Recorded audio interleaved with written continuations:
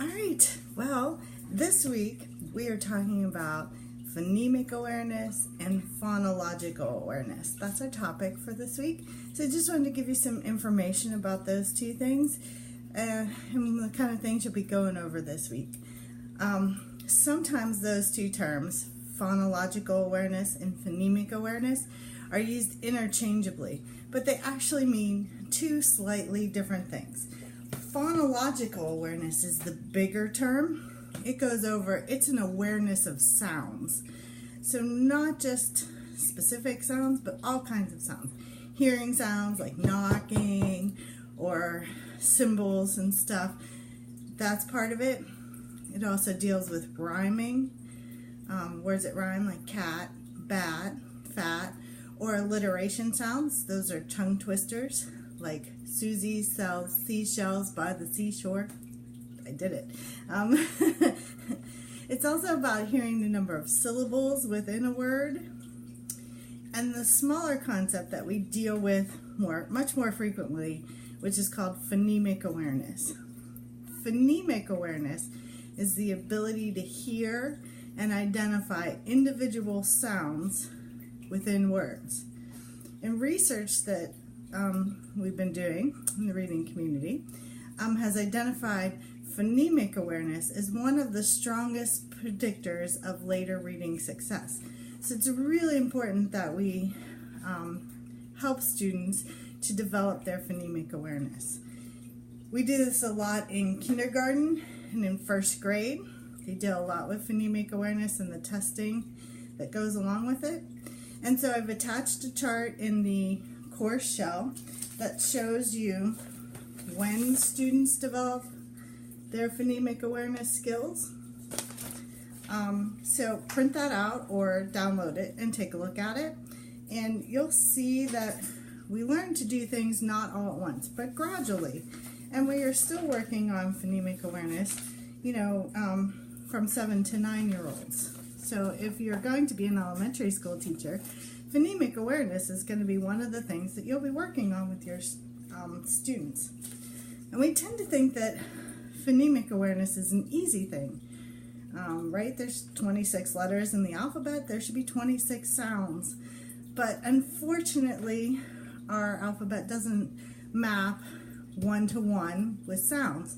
If we speak another language, that might be more likely to happen.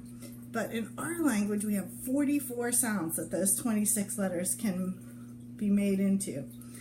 And they can make different sounds in different situations. So if you think about the sound ch, like CH, ch, it can make, and just think about the letter CH. Mostly we think about it as making the ch sound, like as in chair. But in the word machine, the CH makes a SH sound. And it can also make a K sound, like in the word Christmas. So you can see how students can have a difficult time determining what letters make those sounds, because sometimes different letters make different sounds. And when we look at these individual sounds in words, like that CH or ch or sh sound, we're actually examining something called a phoneme. And a phoneme is the smallest unit of sound in a word.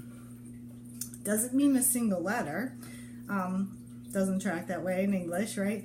Just like CH is 2 letters. It's that sound in the word. It's a single sound.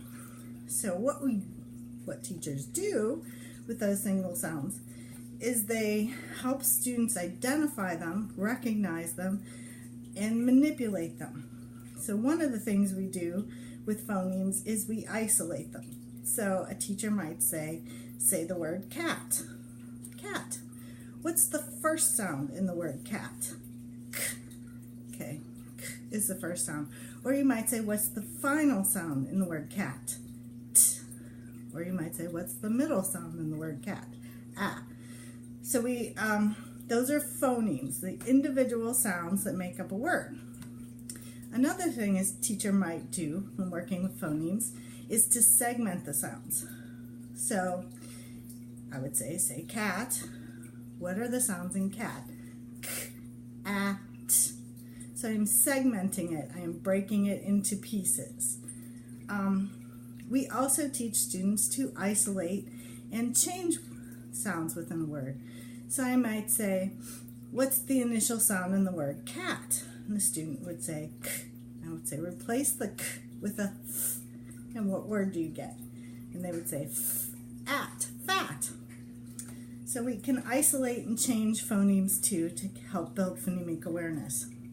We also blend words. And that's, in this case, blending can mean a couple different things, but when we're talking about phonemic awareness, we're talking about putting the word back together. So I might say the word slowly, k-at, and say, put that together, what's the word? Cat. So those 4 things are how we work with and manipulate phonemes.